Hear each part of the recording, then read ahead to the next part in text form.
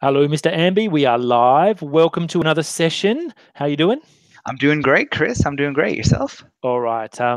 You had a wedding, a brother's wedding. Were you MC Ambi in true amazing style? I have no doubts. It was good. It's always a bit nerve-wracking when you're emceeing a family member. I've done emceeing for different people, but for one family, you know too much information. So, he's still talking to me. So far, so good. So it all seems to have gone well. So a bit of toasting and a bit of roasting. Definitely. Probably more of the latter, but yeah, definitely. All right. So let's talk about where we're at with this e-exams project that we've been working on. So last week we talked about the sort of original document that you'd worked on a while ago, and it was more about perceptions and student attitudes and things like this. And then when I showed it to one of my statistics friends, they thought, well, maybe the response rate is a bit low. The data is not very. There's not much of the data, and the risk is it doesn't really say much. So I tried to look at where we did have good data, and we did have good data in the My Experience and the CatEye course surveys. So we were getting response rates between maybe 50% and 80% in these things.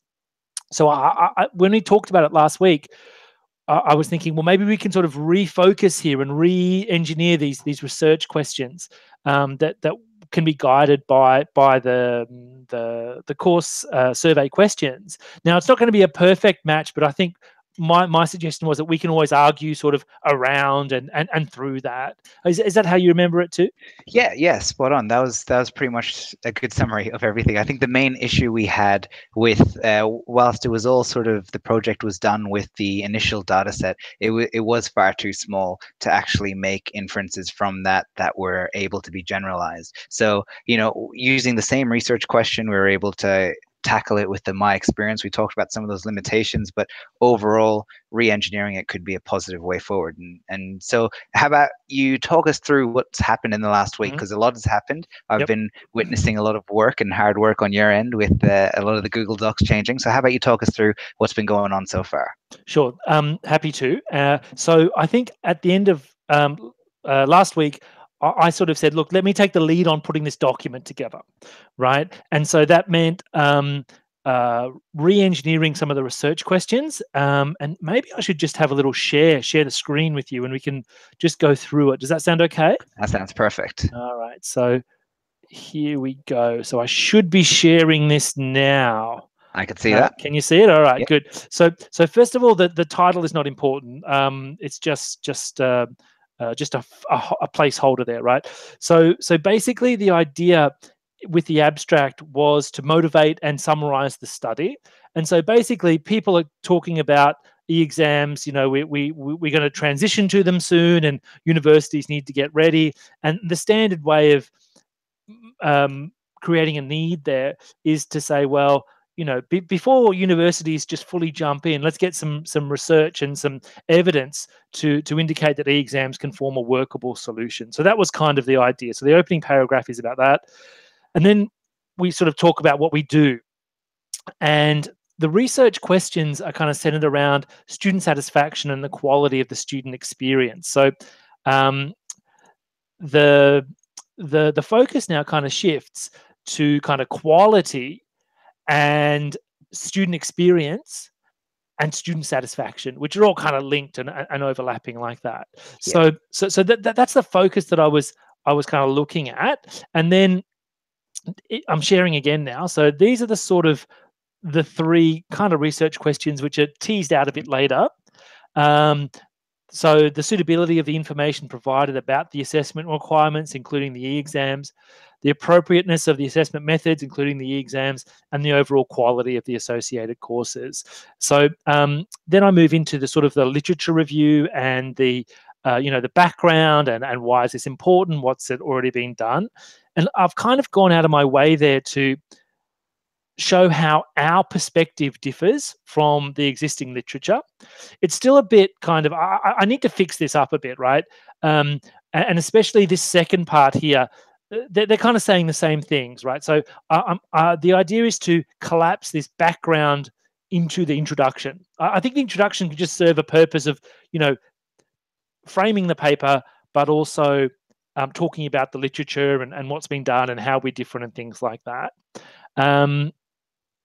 I mean, Okay. but as you develop that section that you have there in terms of how the work differs from previous research, I actually read that. I know you say it's a work in progress, but I actually think that's actually quite a good section to have, because in any research you're trying to say, well, what is new? What is it that we're contributing? Is it just another survey of perspectives, or is it something different? So I thought that was actually quite a good contribution there. So thank you. And I think also one thing that I worked out, and maybe you saw it too, when I was doing this, is the kind of questions that for example, the law people were asking.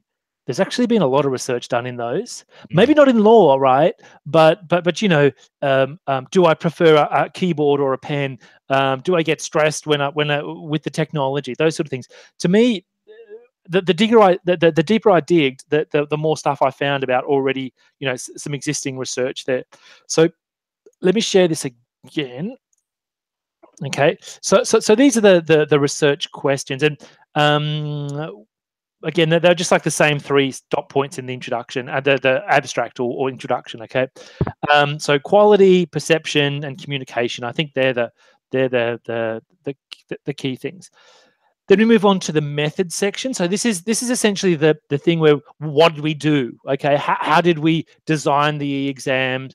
What was it? How was it administered? What was the weighting? What was the frequency? All that sort of stuff, right? So so I start off trying to tie that in with the literature, saying we had a project, and it was a team project, and we got ethics approval, and what were the characteristics that kind of characteristics or the constraints that really led us to making the decisions that we use. So you might not have been at these meetings, but I was. So the first thing was low barriers to implementation. So I didn't want to learn anything new, and I didn't want to invest any money in anything new. Yeah. And the second one was, because these were sort of short paragraph response questions, we wanted something that wasn't just limited to multiple choice and things like this. So they were kind of, when I think back, that they were the things that were going through my head when I was thinking, well, what can science do in this space? Whereas law, they said, oh, let's go and invest in this new exam software, and all the students will bring their own devices and all this sort of stuff. So the intervention section, we kind of we tell people what we did, and we tell them why we did it, and if we can, we justify our decisions through literature or some sort of rational thinking or whatever.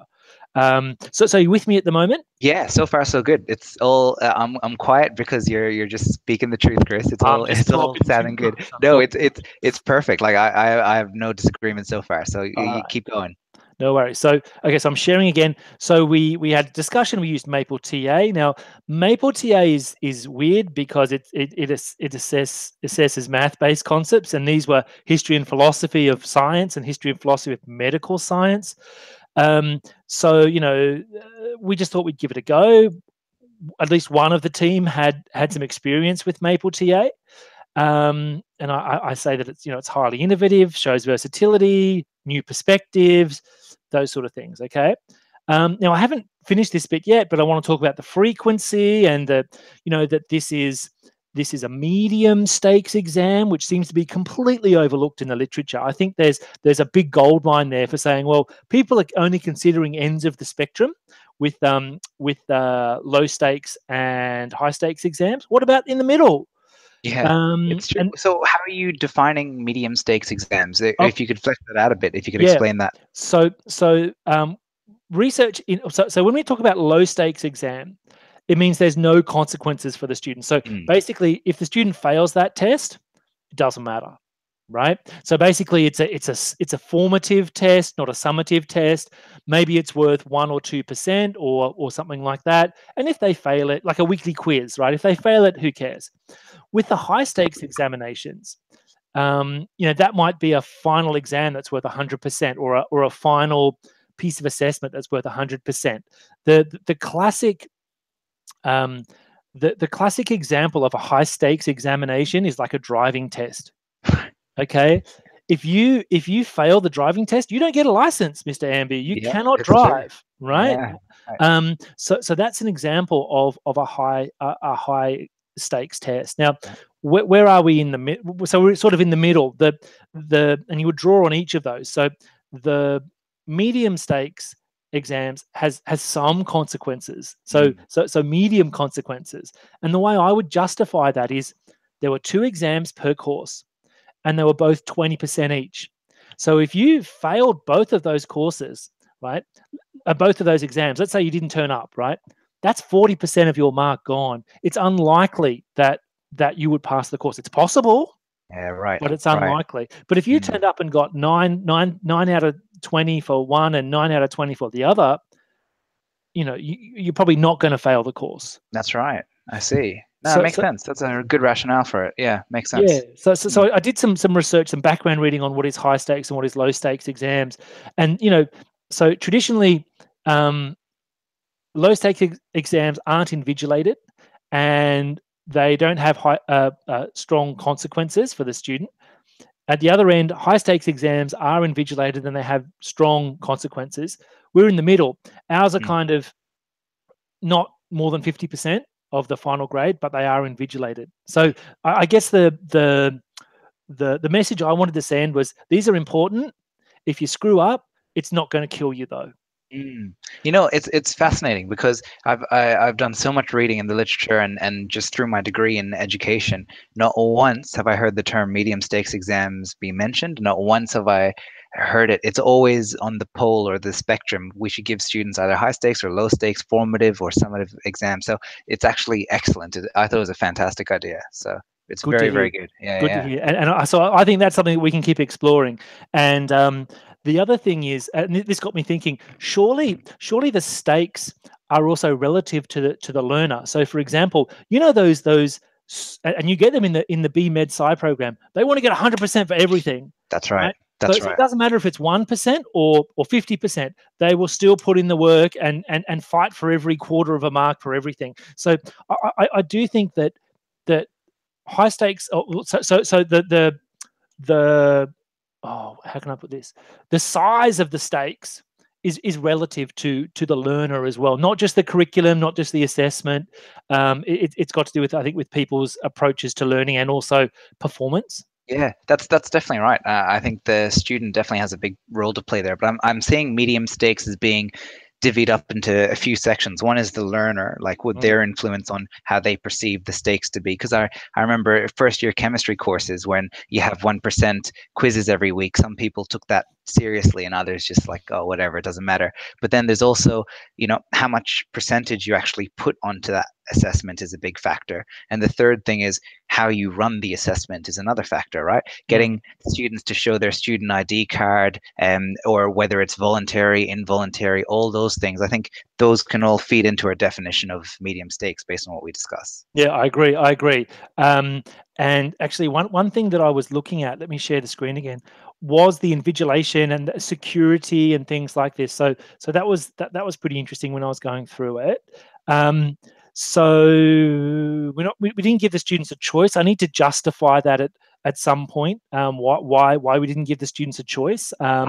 Was it for uniformity? Was it kind of a reverse kind of fairness policy? I don't know. We could also say there that students could have applied to CEDU if they wanted to, if they had some sort of existing condition or something, but no one did. Mm. So that's one thing. And then In terms of the choice, but it was, I mean, because I looked a bit further. Sorry, sorry to skip ahead, but I that's looked fine. into your results section, and you're using the course that didn't use the e-examinations as a control group. Am I Yeah, understanding that correctly? Yeah. So you could easily argue that that's why you didn't give them choice, and yeah. it's also a course requirement. So implementing strategies like that is fine, I think. Okay, it's good to know. All right. So that's sort of a work in progress, and then we always had a backup plan because something would go wrong, fire drill. So we always had an extra time slot just in case Excellent. later in the week. So we might do a test on the Monday and the Wednesday, and then just to be sure, have 2 hours on a Friday afternoon. We never needed it, but I think it was good forward planning. So here I talk about academic integrity and security. And one of the nice things that I found in the literature is that Dawson talks about computer software security being dependent on the hardware security. So basically, this kind of says that if you're going to bring your own device, then there's problems, right? There's potential problems. Whereas we use our own computers, our own operating environment, and our own software. So I think that's a good thing for doing that. A good argument for doing it. Definitely. And Hillier argues against using labs. Now, who knows what the future of labs will be? Maybe they'll be laughed at in 20 years. But we use ours really, really well by timetabling it so it's used all the time. And you just sort of optimize the use. And then again, I talk about a bit more about security and ID cards and all that sort of stuff. And then the style of the question. So short answer, sentences, maybe a paragraph. I'm thinking about putting a picture of one of the e-exams questions and answers in there. And then I haven't talked about this much, but the marking of the e-exam. To be quite honest, Anantam, I'm not really sure too much about the e-exam. I reckon some lecturers and some markers actually printed out the Right. Right. There you go. Okay, I see. Fair enough. I don't know. Because as you said, you were more involved in the intervention side of things and in those meetings and discussions. Could you walk me through what the interface looked like for the markers? Were they able to grade online? I think they were. So ultimately, they would have had to have marked, like they would have been able to see it on their computer, right? I don't know if they would have been able to type comments in. I don't know. But maybe that's one of the reasons why they printed them out and maybe got some red pen onto it. But I can find out if you want. I think it's probably important to find out because marking and feedback is an important process. So definitely, but also remembering that it doesn't need to be, we don't need to expand upon it extensively simply because it's all a student-focused paper, right? We're always talking about students' attitude, so it's sort of like a side point. But remember, this is what happened. So I think it's fine the way you've put it. All right, good. All right, let me keep going here. And yep. Okay, so now comes the sort of the methods and the ontological basis and what do you believe and what do you think's knowable and how do you know all these. You would have seen those in your research methods courses and stuff like this, right? So that's right. So just I know it's a lot of big words, but basically when we use quasi experiments, we're saying that we like the idea of an experiment, but we know that it's not perfect. That's basically what it says, right? So we think we can use experiments to prove things, but we know it's not completely 100% truthful, accurate, generalizable, all this sort of stuff. So that's what we mean by post-positivism. Yeah. Cool. So it's sort of I'm glad you explained that because that was the one paragraph I didn't understand. Whereas I guess if there was a scientist, for example, that they may say, no, we can only know what we measure. There's only one truth. There's only one reality. So we're still leaning towards that, but we know that there's weaknesses and things like that. Okay. Yeah, makes sense. So I'm using the term quasi experiments, which is hang on, let me share again. Sorry. Okay, quasi experiments, which basically is an experiment, but no randomization of students. And I argue against randomization due to cost and also equity. So, like I wouldn't want to deprive a student having an experience or deprive them from some sort of technology just because they were unlucky. Yeah, makes sense. Yeah. And I think I've justified why we do that and its weaknesses and its strengths and things like this. And down here, I'm still thinking about some weaknesses of the design. So basically, in some experimental designs, you have a sort of a pre opt-out. well, like a baseline stage, and then an intervention stage, and then you stop it again. You go back to the baseline stage. Right.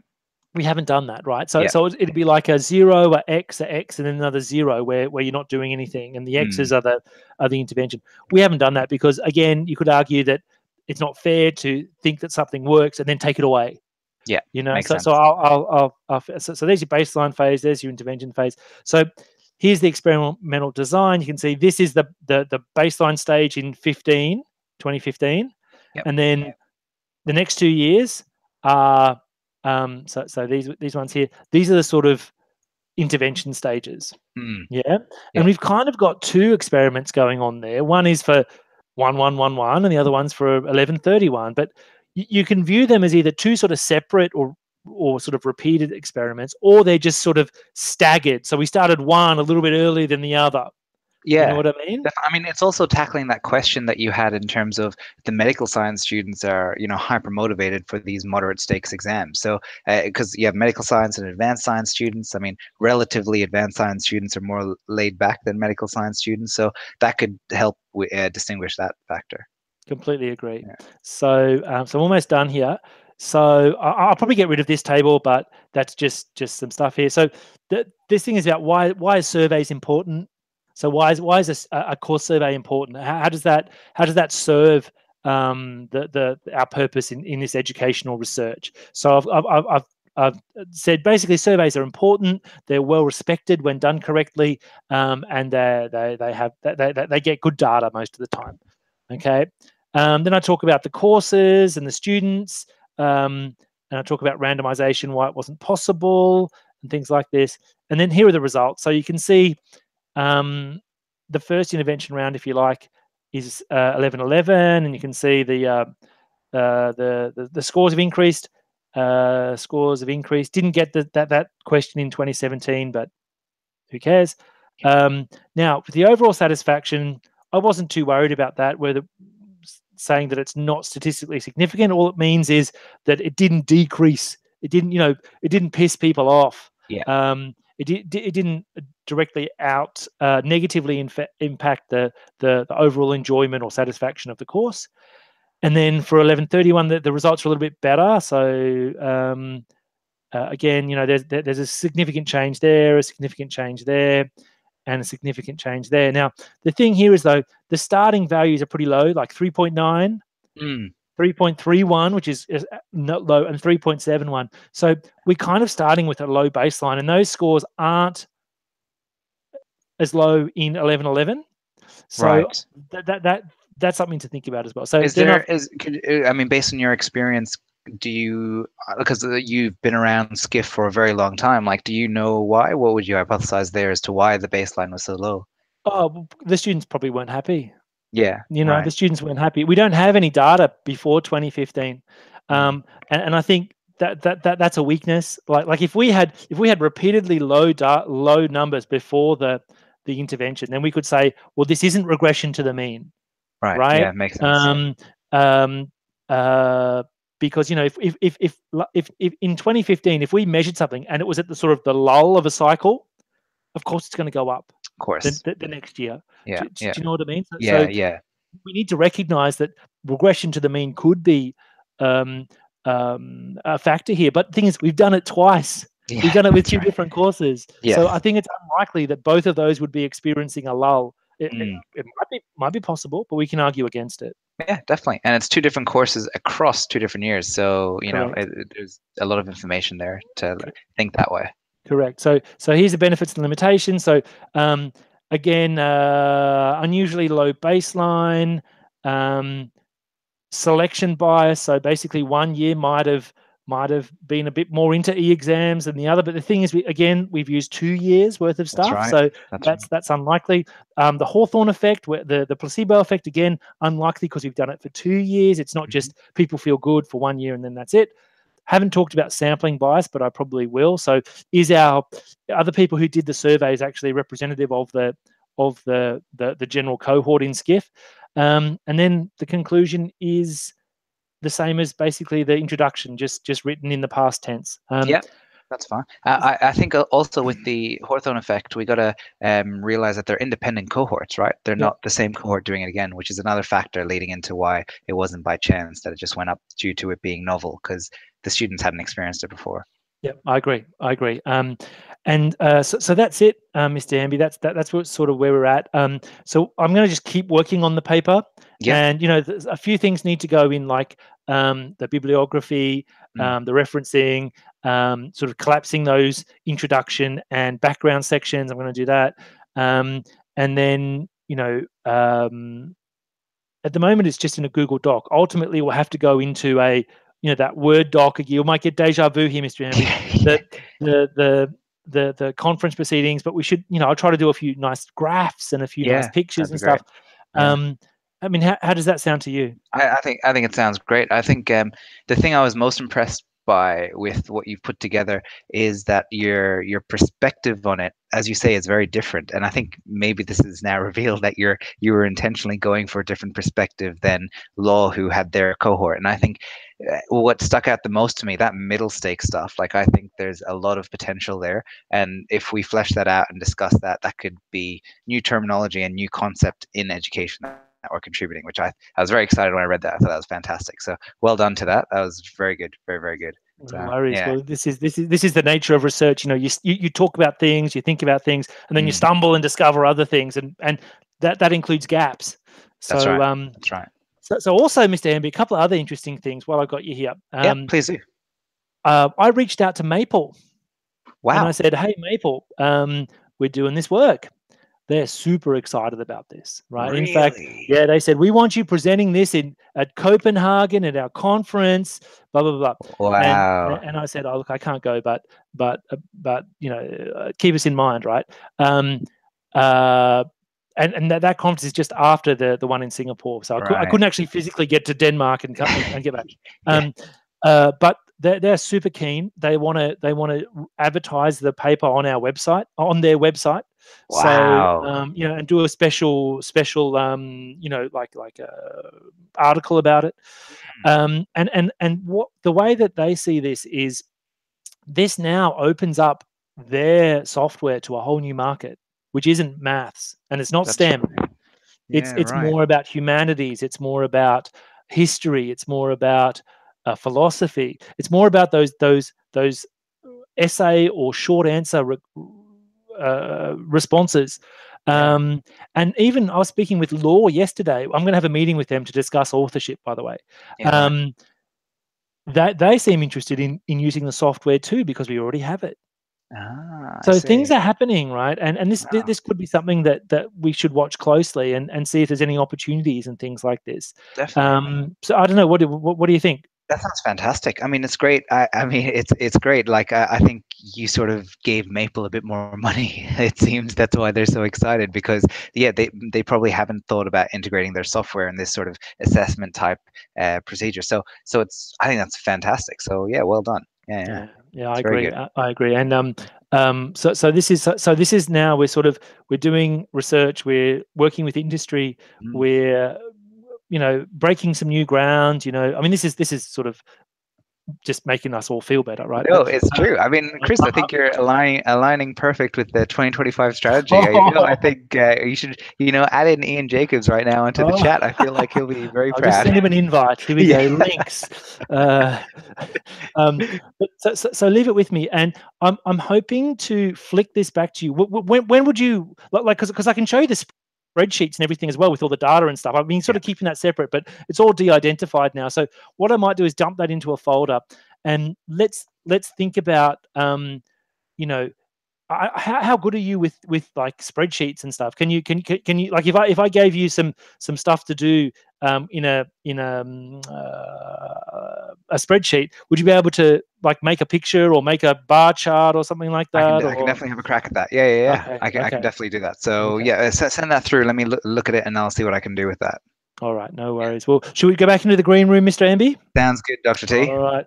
So I'll speak to you. Well, next weekend is Easter Friday. So Easter. Yeah. shall we sort of let's negotiate over email. See when we're Yeah. back. We'll Okay. sort it out. Awesome. All right. Sounds Good. good. Thanks, Very Mr. nice. Amby. Likewise.